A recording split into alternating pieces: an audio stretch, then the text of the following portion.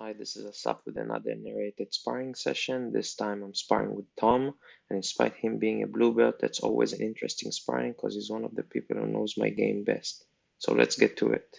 Here he tries to pass my guard, and I'm inverting to retain my guard and attack his legs. I'm trying to get some sort of control on Tom's leg, but he tries to run away, and I'm going for a knee where I like with my leg crossed over his butt. Tom sits to his side, twisting his knee away from my knee bar, and I'm crossing his leg over my center line to get to 50-50 guard. We start a 50-50 exchange, and you'll see me attacking the leg and arm simultaneously in order to open up a submission.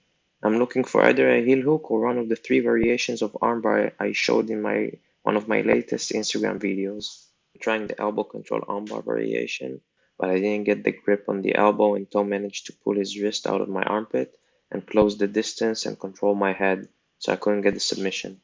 I start working towards the heel hook, weaving my arm inside Tom's legs, but he controls my head, so there's no point in separating his legs and going for it. I was able to free my head, and Tom fell back, exposing his heel, but as soon as I wrapped my arm around the heel, he popped right back up and fought my arm with his arm and leg. Notice Tom doesn't let go of my secondary arm, making it very hard for me to connect my hands and apply braking pressure. I transitioned to attack Tom's far arm, trying to pull him for the first armbar variation, but he crossed his leg over my body to defend and exposed his heel again. This time I was able to connect my arms, but wasn't able to finish because Tom fought the hands well and controlled my head, preventing me from extending my hips and applying braking pressure. This allowed me to get the perfect 2-on-1 grip on his arm and start attacking his arm. I'm rocking him back and forth in order to open a window to one of the armbars, but he managed to pull his arm back and I go for his heel again. Tom does a good job fighting the arms again to defend the heel hook, and I get the 2-on-1 grip for the second time to start attacking the arm. I push his wrist to my armpit and swing my leg over his shoulder for the third variation armbar.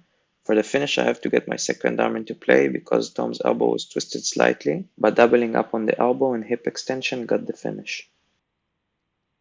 We restart and I have top position. Tom goes for shin to shin guard but makes the mistake of leaving a gap under his armpit, which lets me get an easy underhook and neutralize his attacks.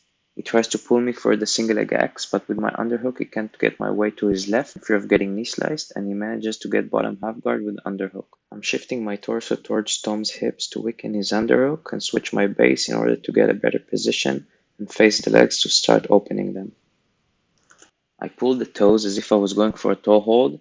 This puts pressure on Tom's leg, opening his legs. I start pushing his knee to get my knee out, but he left his arm hanging, so I switch to the kimura grip. I'm working to get my elbow wedging on Tom's hips, then I adjust my grip on Tom's wrist for a better grip.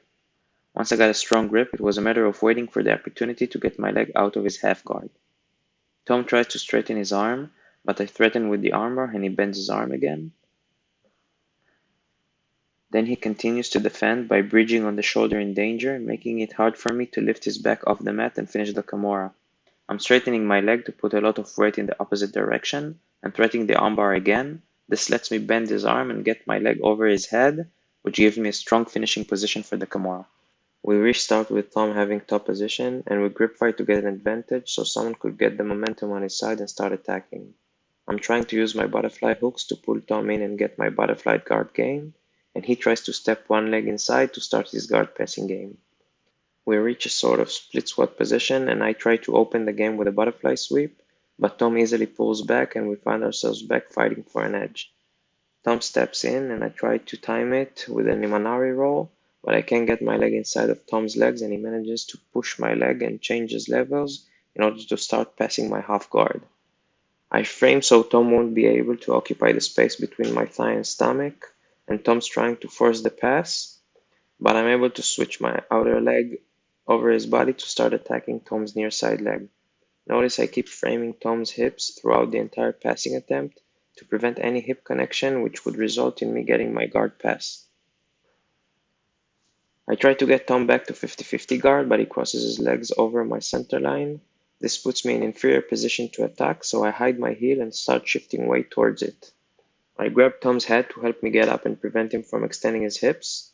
Once I got my head over Tom's head, I can let go and start digging for my underhook. Ideally, I would try to drop my weight slowly on his legs and sprawl to open his legs, and escape the leg entanglement, but he releases the legs and tried to arm drag me so to get my back. Tom made the mistake of letting my elbow go before changing grips on it, which allowed me to pull it back and turn to my knees and avoid the back take. After that scramble, I find myself inside Tom half guard in a similar position to the one we've been to at the start of the sparring, with my base switched when I'm facing his legs ready to separate them.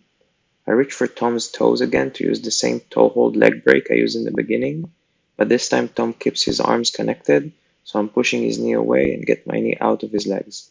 Since Tom still has his arms connected and in front of my torso, I try to go for the kimura again, but Tom reaches for the motorcycle grip behind my back, and I need to take my arm away so I won't get swept.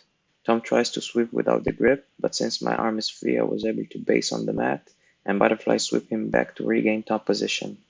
I kept the one arm kimura grip throughout this entire exchange, but I couldn't get anything off of it, so I released it and we restarted the center of the mat. Here I'm basically waiting for the tripod sweep to try and time it for an easy guard pass, but I'm unable to pass his legs for the first side, so I wait for Tom's leg to cross over my body and pass to the other side.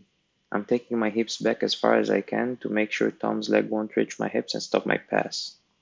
Tom times my pass and tried to sweep me, but I managed to get a reverse underhook and drop my weight to his chest and prevent the sweep.